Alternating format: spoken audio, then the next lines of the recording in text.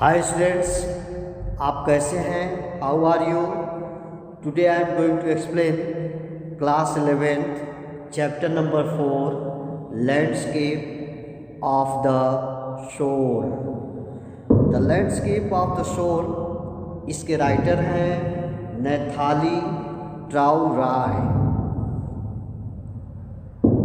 देखिए, इसमें चाइनीज से संबंधित प्राचीन पेंटिंग का डिस्क्रिप्शन किया गया है इन दिस चैप्टर में। आइए इस कहानी को आगे बढ़ाते हैं। ये wonderful old tale is told about the painter Wu Daozi who lived in the 18th century. एक आश्चर्यजनक कहानी कही जाती है एक पेंटर के बारे में जिसका नाम है वू डाओजी। और ये जो वू डाओजी पेंटर होता है, ये 8वीं शताब्दी का रहने वाला था। हिज लास्ट पेंटिंग, इसकी जो अंतिम पेंटिंग थी, वाज लैंडस्केप। एक लैंडस्केप इसकी पेंटिंग थी। लैंडस्केप का मतलब होता है भूमि दृश्य, जो भूमि दृश्य होता है, natural sites. Commission by the टांग इम्परर जोंगजांग। एक इम्परर था जिसका नाम टांग इम्परर जोंगजांग था। इस इम्परर ने इस पेंटर को बोला कि एक पेंटिंग बनाओ और to decorate a palace wall, और मेरे महल के दीवार पर इसको डेकोरेट कर दो। The master had hidden his work behind a screen. The master मतलब पेंटर, वही पेंटर जिसकी बात हो रही है, वू डाओजी। पेंटर यहाँ कौन है? वू डाओजी। तो इस वू डाओजी से इम्परर ने बोला कि आप अपनी एक पेंटिंग बनाइए और इस पेंटिंग को मेरे महल के वॉल पे, दीवार पे डेकोरेट कर दीजिए। The master had hidden his work behind a screen. इस मास्टर ने अपने काम पेंटिंग किया और उस पेंटिंग को स्क्रीन से ढक दिया, यानी पेंटिंग बनाया और उस पेंटिंग को इसने क्या किया, एक पर्दे से ढक देता है पेंटिंग बनाकर। Screen only the emperor would see it. उसने ऐसा इसलिए किया कि केवल इम्परर इस चीज़ को देखेगा, यानी इम्परर को ही वो दिखाना चाहता था, इसलिए उसने पेंटिंग किया और उसको ढक दिया। For a long while the emperor admired the wonderful scene. For a long while, कुछ देर तक, काफ़ी देर तक, द एम्परर एडमायर्ड, वह एम्परर, वह राजा जो है, शासक, उसके इस पेंटिंग की तारीफ किया। द वंडरफुल सीन, जो उसमें वंडरफुल सीन था, दृश्य था, उसके पेंटिंग में क्या क्या था? डिस्कवरिंग फॉरेस्ट था, हाई माउंटेन्स थे, वाटरफॉल्स था, clouds floating in an immense sky. Discovering forest, खोज, जंगल थे। हाई माउंटेन्स, ऊंचे ऊंचे पहाड़ थे, झरने थे। क्लाउड्स फ्लोटिंग, तैरते हुए बादल थे।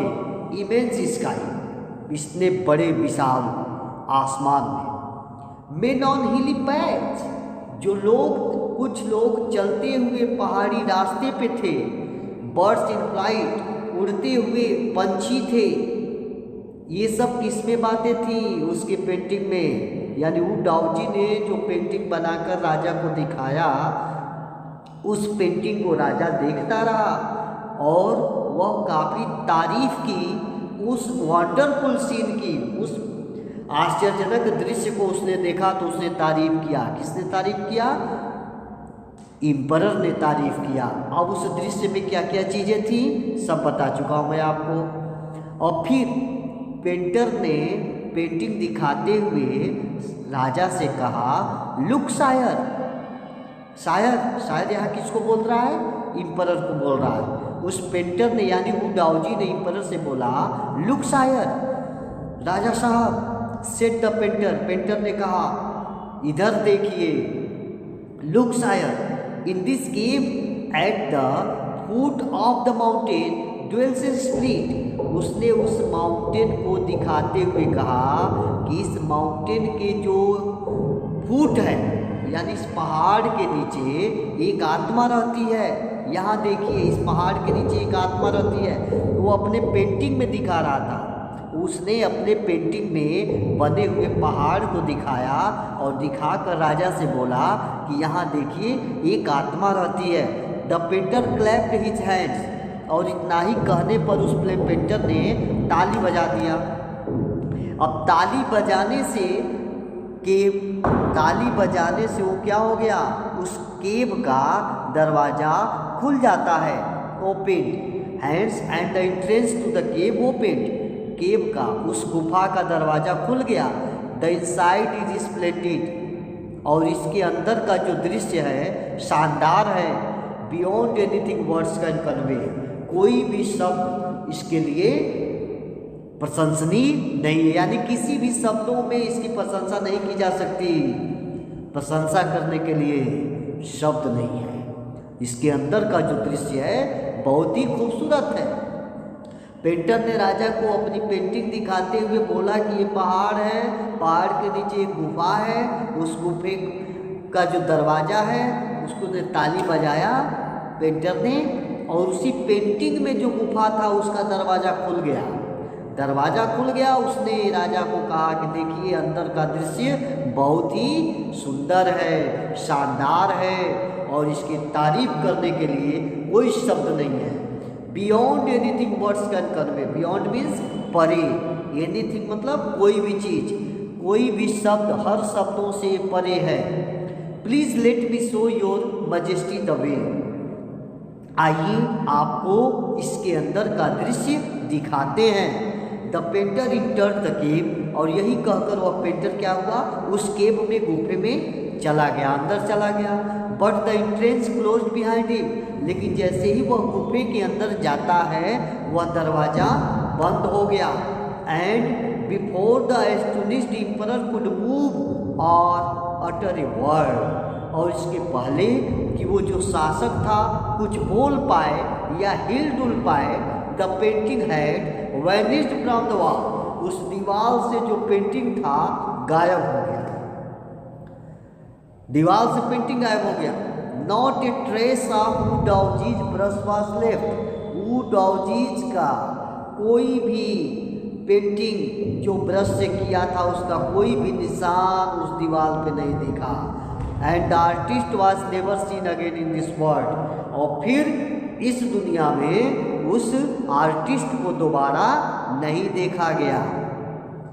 Such stories played an important part in China's classical education, इस तरह की जो कहानियाँ हैं प्लेड खेलती हैं, रोल अदा करती हैं, महत्वपूर्ण भूमिका अदा करती हैं इस तरह की कहानियाँ चाइना के शास्त्रीय शिक्षा में। The books of Confucius and Zhuangzi are full of them. अब देखिए कन्फ्यूशियस की और जूम गांजी की जो किताबें हैं इस तरह की कहानियों से भरी पड़ी हैं, इस तरह की कहानियों से भरी पड़ी है। They help the master to guide his disciple in the right direction, ये अपने मालिकों की मदद करती हैं। ये मतलब कौन मदद करती हैं, कहानियाँ, ये कहानियाँ अपने मास्टर को मदद करती हैं। मास्टर मतलब टीचर, टीचर इन कहानियों से गाइड करता है, सिखाता है, दिशा बताता है, डायरेक्शन देता है। हिज प्यूपिल्स हिज डिसिपल, अपने शिष्यों को इन द राइट डायरेक्शन, सही दिशा में। अर्थात ये कहानियाँ, these stories are very helpful just to give the hints to the teachers to guide their students. इस तरह की कहानियाँ टीचरों को काफ़ी मदद करती है जिससे वो अपने शिष्यों को सही दिशा बता सके। Beyond the anecdote, anecdote means होता है छोटी छोटी कहानियाँ। छोटी कहानियों के अलावा they are deeply revealing of the spirit, ये बहुत ही गहराई से रिवील करती हैं, व्यक्त करती हैं ऑफ द स्पिरिट, आत्मा के बारे में बताती हैं। कर बियॉन्ड द इंस्टीट्यूट, इन छोटी छोटी कहानियों से हट कर देखा जाए तो ये बहुत गहराई से आत्माओं के बारे में बताती हैं। In which part was considered, spirit उन आत्माओं को बताती हैं जहाँ पर आर्ट वाज कंसिडर्ड, जहाँ कला को महत्व दिया जाता था। कंट्रास्ट दिस स्टोरी, इस कहानी के कंट्रास्ट में देखा जाए, कंट्रास्ट का मतलब विरोध में देखा जाए, यानी इस कहानी से डिफरेंट देखा जाए तो another famous one about A painter, तो एक और मशहूर एक पेंटर की कहानी है। Who wouldn't draw the I of A dragon, जो डर के मारे एक ड्रैगन बनाया था, लेकिन डर के मारे उसने उस ड्रैगन की आई, आँख नहीं बनाया। ड्रैगन ही, उसने उसकी आँख नहीं बनाया।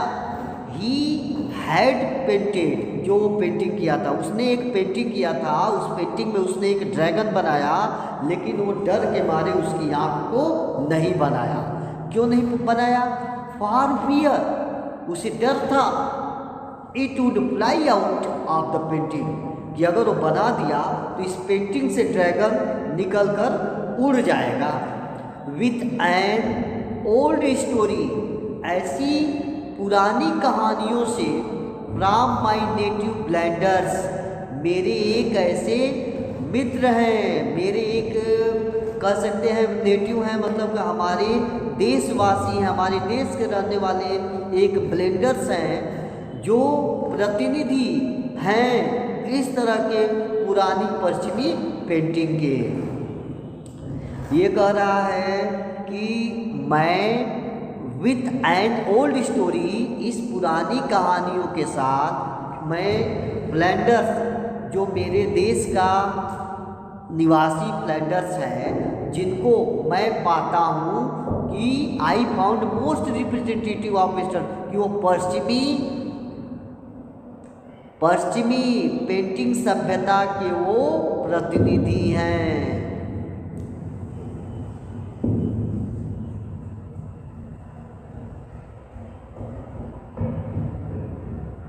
तो okay guys, I think video लंबा हो रहा है, सो soon we will read the second part of this chapter, and because this chapter is very important for your term 2 examinations, so I have prepared this video.